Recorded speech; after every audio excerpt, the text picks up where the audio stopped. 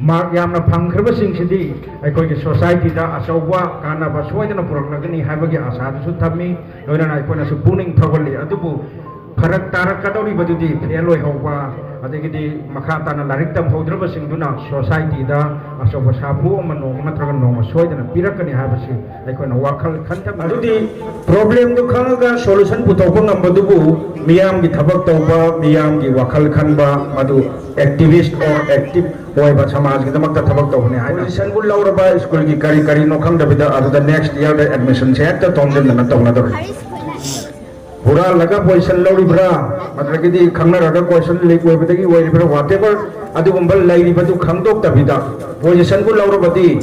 ꯑꯗꯨ ꯁ꯭ꯀꯨꯜꯗꯣ ꯑꯐꯕ ꯑꯣꯏ ꯑꯩꯅ ꯍꯪꯅꯤꯡꯕꯁꯦ ꯅꯪꯅ ꯉꯁꯤ ꯂꯥꯏꯔꯤꯛ ꯇꯝꯃꯤꯁꯤ ꯀꯔꯤꯒꯤꯅꯣ why you are studying is the question ado karigumba position lawbasina aigi life ki soidana success oirani haibagi wakhalon leibra aduga tumgi future ki plan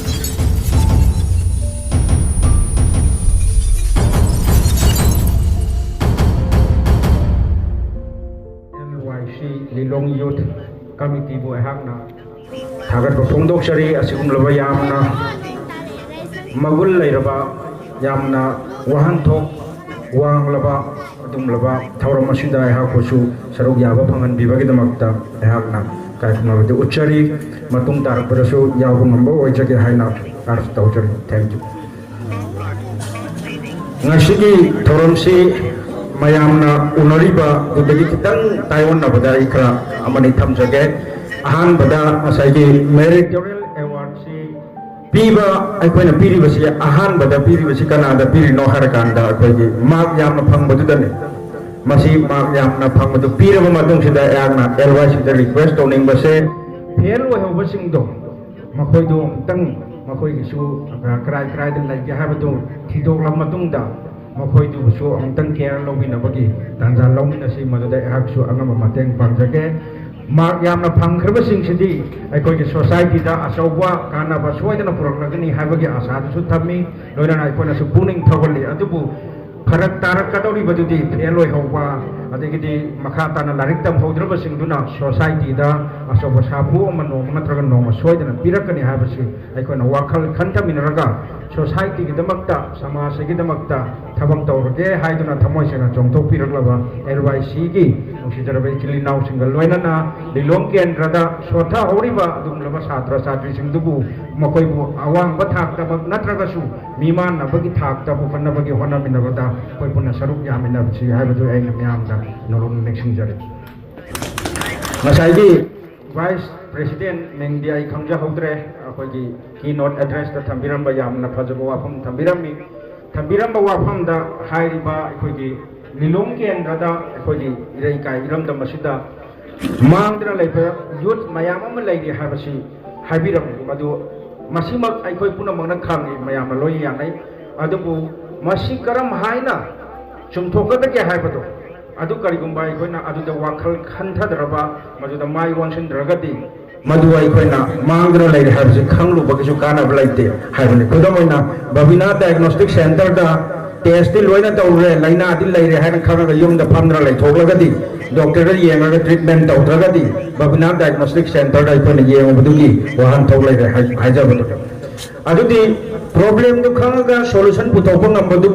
miyamgi thabak tawba miyamgi wakhal khanba madu activist or active oiba samajgidamakta thabak tawbani haina lawjarak matungda ngasigi mangda ngambiram basinggisu saruk yaujaraga ngasagi tungda ngambirakada basinggisu saruk yaujaraga aduga aikogi LYC ga punna konsinjaram matungda youth singse karam haina makhoi mangdra lairibase makhoi kamaina sumthokadage or haurakadaba youth sing or haurakadaba society ge aikogi miyam si karamna achumba maikeda purakadage habadu aigi oijaba opinion khara wafam khara thamjage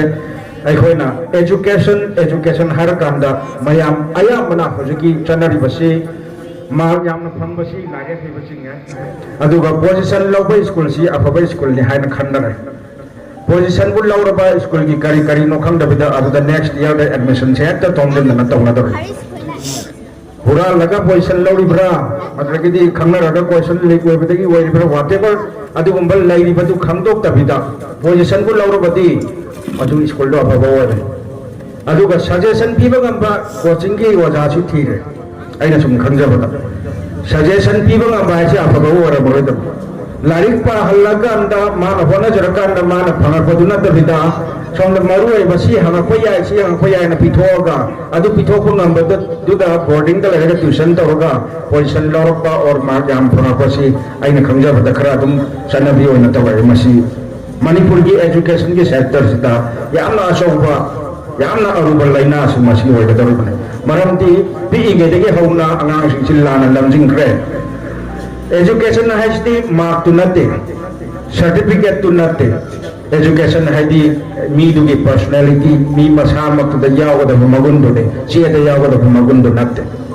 अदु अरगदी quality education से कदाइबु कौगे हरगदी quality education हरगदी अखोइगी मगुन लैबा मरम चाबा अदुंबा education दु हाइबने अदु अरगदी Maasai पनबिखरिबा कोइ दामो जाकिरना पनबिरंबा अदुंबा असागी इसागी कनोदा मपादा नापी सेंगोक्तबा अदु तौदबा हाइरिबा मयामसी सम सम हाइगा civics की यावदबा civic sense यावदबा then common sense यावदबा discipline यावदबा सुगुम मयामसे डिग्री यामना फंगगसु मार्क यामना फंगगसु uneducated or illiterate की थाकता लाइगने हाबदुले nasi ki da mayamna wanari se ayamna lari haiba mayam de rasu thabak phangdaba then lari hairaga su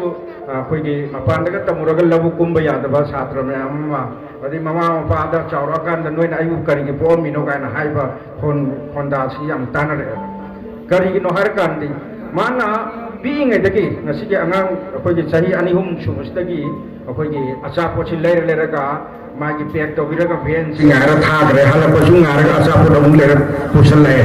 अदु मागी अवात पजे हेक हारि मकै पीरगा तौपदुना मा अनांग सिना नुपी थिरो मतुंग मचा लेर मतम दफावा मागी मबुबो अहलमन मबोक्सिना मागी मसूद बावा माना मुगियन छिनबि अइखोइना स्पून फीडिंग हाइदना मैमना का हेना केयर नोरो लाखिबना मासी अदुंबगी केयर दुगी अदुंबगा हाइनगिदना मासी मसासी याम तलनखिबा लारी ससन पारकाल तवदुनि हाबदु लारी पारगद ओइगिबा दुगा अतै को करिकुलर एक्टिविटीज याहुदबा वर्क कल्चर याहुदबा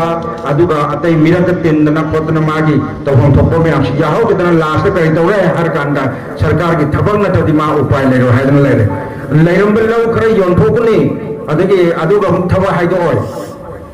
अदगी अदुगुम मयाम सिगी लापसना मरम वर्कल सोसाइटी से मनिंग हनबगी मरमदा अखोइगी मोंग लापनि अदुना थमजनिंग वाफमदि मांगदा फंबिरिबा असिगे अनांगसि चाहि अनि हुम सुरमनि मखोइसि थबक सुबा हौबा याबा चाहि नेबसे मयामदा हाबदि ngakani माने करी थबक सुबा याय हाबा कांदा इमुंगदा सुमांगदा तारिबा नापि सिंबिदो फता हौबिदो माने खुनबा याय अदुगी लुपा 10 पिबियो मान नुक्तिगी सेंटोल ग लुपा 10 अचापा पिबु मतमदा अदु अदिगे हौरगा तौबा याय अदु आइना हाइगिरिसि आइना थबा कोइ चिनदा पंगांग ngangजब नते नों फादो आइगा सोमतंग आइगी दबतंग पुनमिनसे अखोइ मरुप वहाल होइदि अदुम खंबि बने आइना इयामबगी मचा इनाउ नुपागी मचा चाहि ओम सुबदगी हौजिक अदुम असमाना थबक तरपदुना लास्ट मोइ लोइना हाइरे अदु इयामबगी मचा मा हौजिक बेंगलोर सकी मागी थाग दम पैसादु माना मयुम युम द माना थबक ओइना तोरम कांदा लेंगना थमै मागी पैसा वात नबगी दमक मा छिलगा थममे BBA तंबदो तौरम याब अदु आइना हाइजरि मयाम से अखोइगी इचिलनाव मयाम सिंगसिदा खतंग अदु मतौब याब याम लाइगे हाबदु खंगम जनिंबगी नै आइना हाइजनिंगबदा साइगे लाइबा ऑफिसर सी आइगी लाइगाय नि हारगा आइगी अनकपगी नि हारगा मिराय बिगनो थावांग थंबियो मनाक चपिरका लाइगाय डेवलपमेंट की द सरुगी हनबियो हाबसे आइ मयाम द अर्ज तौजरी आइ लोन से लिलोंग केंद्र द पोबनि नाइगी सु nganगम ngamगी हक लै हाइदना Saya amana yamana habira pada maitai pung habada aisu maitai pung tadi am cakkan da banu pane aduku ngasi kiste maitai pangal haiba ma yaw da aisu kitan minit kun karta ni khengi se aduna pula ma si ngata matam tar padadi choida na matam cha la sagani aduna matam cha na chat pa ya da chat ragadi ya da flight to da lai bane akoi na satra sing se hoje matam cha na lap da bodo matam ma da flight to matam da adu ya oi aduna punama ya pamina na bagi da makta afaba thaba khara tominase ai gi side gi karisu lai jadraba kaisu khangjadaba aina ikun na ngamjaba wakhal loksing na ngamjaba aina ngamjaba khara to unamakki damakdai ka thoksage kitang momon minok kenok te moje position low si am shaunin bora kai nom to hara wadabne it's your day. Okay, so many congratulations to all of the position holders. English ngang isa ay lari hen hay ba ti ko moy ngang sing ji English kada ngang ati moy na hay ba man na ba. So ay gi lai kai di ka ma yaw le ram nam nak pa yam tha da ba ahan ba si mamon do na mic suma na pai re Rones ay na uja ba ma si am na chamba lambi mapanda imong gi mateng pangba san ga dum di senaba dum thabak to ba yam na cham na hadi sigi kano sida position kan lorokni habasi thaja da bahai tare adugumba chong kan gi thabak ani kanom ta yauja da bahai tare imung gi yam na kano to ba oina ubune du ngasi mak masa ko ai kham da na ma krai jakra ge na parents ta hongre school dress ai na hangning ba se nang na ngasi larik tam mi sikari gin why you are studying is the question. Isai tom na irom tom lepta bonam na. Okay. Isai apa pa kung nelang khal maram di kana gumam da hangama gadi sai gi adu oi gani ada oi gani na hai ba waram ba sai but irom dom lep bahai da kari chang ga habsti isana ho khangbi bra. Khangjaya kari chang. Khamba kamba ma de kan na hona chang. Okay, last question. Khwai ki henna asai mioi bana khwai ki henna darkar le bisi kari oi. Ai motor de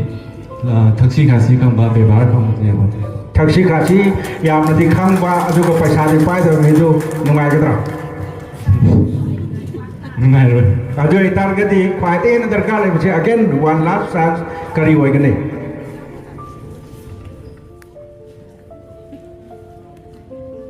Yes, the question is very tough for you perhaps, right? 10 class kita magta adubo ay na thamjaning ba se noi gi stage gi oina di khwai te na darkar le ba se yam na quality leiba education nama pi inge de gi hauraga punsi loi ba phawba hojik mayam su tambal pi rong khiroi chhatra na to weri bani mi oi bagi punsi de tambal habsi loi ba nai de so we should keep on learning so there is no end to learning. Is that okay? Yang nungai ko, thank you so much. Wainam sau mungi, ijaram khakang pura pagi tu mak tujuh hen nungai phogdoi. Once again, wish you all the best for your future. Thank you, Ronesh. Thank you, sir. Danish dolai pam. Danish Saha. Khulak pam. Sampai ko. Momon bino om tang hapet. Som de mayam de wol ka yang sa. Ingon de tam. Som de hapet tang yang sa. Let's make people know that you are an achiever at this very tender age. Okay. Aduna Danish ke kari position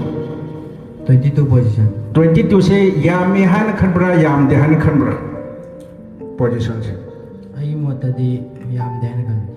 Position se krai pa buga wara muga di pian ga da. Ai ni expect tau ba se 10 bu manung di expect tau ba ne du bo sida lak pa sida ai kitang di nungai ta phawa du position ne le hai ba gi michat am phang ba sida nungai je. Okay. Ado karigumba position lawasina ai life ki soidana successful ni hai bagi wakalon laibra aduga tungi future ki plan di kari lai. Position lawraga so aina hojik 11 12 tami sida ngausin na ga di tungda masina kai moi bangam bois khale do hojik 11 12 tami ngai sida phajana ojana tak liba sing do aina phajana khanghauraga exam NEET gumba UPSC gumba thana ngai gi wakhan khallaga tawbana phe aduga position yaw bakhtana oithokane haibududi khande Aduga ma mi su yam dramina question amani ga hangjage mayam dagi with due permission from the audience mayam dagi ijazat lawjaraga hai tare aduna kano se isagi hojiki MN object or khoi future kano se woibining is kari di woibining Danish UPSC exam crack to ba aduga kari no woining is parikha tu pass to rani ko adi UPSC si pass to matung da isana finally woining ni betul kari woining ni no hai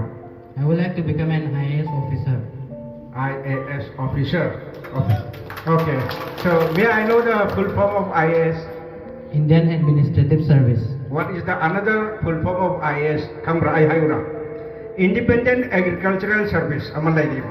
aina haidaning de lilong kendra da IS mayama mo butok budarkan lairi independent agricultural service aduna maduda mai phatana paglo maktungda aikoi gi Indian administrative servant mayama ma icha isu mayam butok ngamgani. So basic income is the primary objective. Basic income should be the primary objective of all the people of the Lilong Kendra. Sini ko aina thamjani bise aduga yam makha yam sang lauthada bida aroi bada danishna ngasi mayam gi maraktagi Lilong Kendra khaktana tana Manipur pumbagi oiba achievement ni a big achievement aduna hojik se makha tarapa sagi 12 kidani ko hojik lauri sako 12 ki matung makha tan sumsat ki bada sumsat krani sa Ganesh ki adubu makha tarani ba mayam si na bharaktra gadi Ganesh na phagra haidna aikoi si harau ba yadri maramdi Ganesh phagraga adagidi koi Ronesh phagrakanda ate du phagrakanda ate sina phalaktra gadi. So what should be or what would be your contribution to the betterment of the Lilong Kendra, especially in perspective of the youths, young generation, nangi makha thaba generation sida nang kari contribute tawgani haina khal kari nangi khudwal si kari wena pigani nang asana tinda pharakan yang IS warkan da thomlon jalakan hoi asoba anil warkan da koi no donation ga na thar ga lai duri bra aduga makha thaba koi gi kano si samgit pada yaw duri bra karai photo contribution tawgani ha bisam tan thapi Karigumba aina khanjari pasal se thungjuba taragadi praja mayam gi damakta seba tawjugani tawdragadi seba tawroi asi choma lairi wa lairi aduna ngasai koina thamjaki bada right from your student days adi larik tamige matamdagi nangi contribution si hogadabani haibani but better late than never hojek theng asu tengna aina danesta thamjaning basa ngasi haiban namisdagi imung gi thabak ama natraga amada 24 hour gi manungda at least you can spare 2 hours for your household activities yanimra did you get my point 2 hours se ngambane aidi hoje pung ahum makhai da hogali sana khona ba wangoi da chali hoje thiem na hora kan ne koi matam delam ni aduna pung ahum makhai dagi mari dagi ahum makhai da hogalaga mari dagi ai se aerobics toroga hoje sajen toroga thabai khang me am tor Manipur sin betung ba koi koi bangami aduga yumna sungan na halakan da ngan na tumbangami aduna mayam na tamna ning mase mobile phone se khara laptop ingai sida khara hainari ngai sida amuke na laptop kamda let's start a new lifestyle Manipur gi ate gi to krasi Lilong ke na chapada aina danis na ngasi request of dagaduri se ngasi dagi imai pagi mating ngami makai pangaba aduga imung manung gi apoi ba du jam luna na thamaba aduga matam du dan na toribe achievement do nang yum da mi la kan da danis lai ba yum ni haida na mena respect torogadi nang 22 position do yam awang ba thaki 1 position digi chen wang goi gani aduna no phet taw ja koi position holder sin yam saw ji kari gi ate no pa ya hai ba harau ba ya hai congratulations many congratulations thank you sir position do kya suno 25th amadu tang nandara modi sella modi na but aina haning isna sidagi 25 dagi 1 pawu manung sida karma position pame first pame ado first pame sikari gino question so that I can defeat all the stoppers. Okay ado oraga di 25 do wori se nang na mai patra hena law do Ibrahim do you consider yourself unsuccessful No. Learning a point whichever position you achieve ko nang na phangdo adai dagi nang makha ta ba sakka do bose karai wa do haiba like nang any position le ko adu mathang next steps nang position dugi karol sakka do no haiba Line, my aim. yes no ai na haning di position na mayam na khanai ba 25 to 1 to 25 position si position holder ne law re ko mayam na akoi gi receive to mark ama wat pa gi 26 ta la hobo di receive to dri yawi ni ko ai na thamjani gi position not just for Jupiter khatangi wari na tabida asai gi position da only one mark khatang wat pa da gi 26 ta la hobo di mi wo idra bagum na law dira or ngasai mana 25 dagi na 1 phok manung de any position am lai riba adu 25 dagi karai rong da chatira haidi next time nang first position na khandura or nang adi so far nang 25 phang bodo 25 position bodo successful na logdura. Do you consider yourself as successful student? Haibadu ni question de ko kanjai success ne maram ina ngasai ko na bodo ai best level da thada kim ne na domin success ne kanjai adu position se kyamuk matter toke haiba amu question ma ko position lo bachna kyamuk maru oi bage chhatra magi life ta question ko adam maru budi oi adu shu thoina ai life ki longing da di thoina ong darka budi ta de maram di class 10 ki certificate to result ki certificate don ai ki hengwai ki adu na adu oi adu ni adu ki na adu hadi nang ki tu ra ka hengwai na thabak ek ta phangni ha ba lai te ba aduna just ngatangi moment ki harawa aduna achievement makal achievement macha me nagi life nagi hobby kari nagi hobby playing badminton okay life ke ambition ti kari become an IS officer yam lai ko ba kunci ko me ado badminton si yam hainabra nungaibra aduga sumnagi ngahtang ki sum hatang sanabagi pi ngai daga yam badminton player wai ke gan khan ki matang yawra apart from badminton atai hobby kari lai badminton này sum pam jai sia hai di asai lai pam ma tam da sum nungai bo ki do na sama na asai badminton chana ba da phang ji ba nungai sum nungai ba hai da mai nungai sum chana da or IS wai ningi sna kari kino I know it is masai ki people sing je ko ji protect tong ba yes ji protect tong okay people protect tong ning bagita magta IS wai ningi I give one last question sade hang da bang kotang hang jake IAS ki tolop si next year lagi mai tolop si lupa lising tara hutang warne na sarkar lauto ase nang will you still be willing to become IS officer miam protect tong ning banina ai ki hai di lising tara do phang ga ga di ai ki life tum ai di maintain to ba da khaw wa ne ba aduna wai ro oi do yes already me protect tong ning manate tolop chaw gi IS wai ning manai ba ko aduna thamjani ngi lawning point ti mayam na IS hai ji kari gi no atai karen da khang ring da tolop yam chawi senja thunja yam lai aina khan ba wa khal na adubu ai gi manaba IS mayam lai manipur da dum chawr ba Joffrey akoi CM ki secretary da gi horka da IS education director akoi college ta min rai ni adu moi da gi dai khoi ne no ku pangi akoi di officer na ngasa ja isal lai se kanam da khonti phone daro ko lai te nupi no phone daro ko da pai da ya ya ko adubu aina thamjani point di let's know ourselves isagi instinct khangse isagi hainabi nungai bada ngasi di samka punupa mana 25,000 sama maka pada lupa lising yang kai lakh pawlo le bini phagi man gane bako khongu musi dagi horoga su designer pawje khongu kamari le na batha ngak ne hair designer mana Bollywood horen internet phamu phom da sabi raga yem yo how much hair designer gets for designing an actor's hair ko Aamir Khan की और शाहरुख खान की hair design तो बिल्कुल ऊपर लाख क्या लोग ऐसे थमने की पॉइंट दी एक बार सिंधा हजाम है ना मम्मी थोड़ करे हजाम का सिंधा ना भी ना हजाम वो है हाई दी माना अदुगा फैशन डिजाइनिंग और प्लेयर हो जिंगा सिगी लरीबा मैरी कॉम और सरिता होना फंगीबा के नसी माई की फील्ड दा टॉपर हुई की बनी एकेडमिक्स दा टॉपर हुई रिदु तो मायना मनुंग दा psyche isana pamjaba nungai jaba amal leiramagadi madu pursue tawbiu ngasigi world adi karigumba makhalamata maithiningai waide but you have to be at the top of any field you go into ko adugi makokta leibiraga lore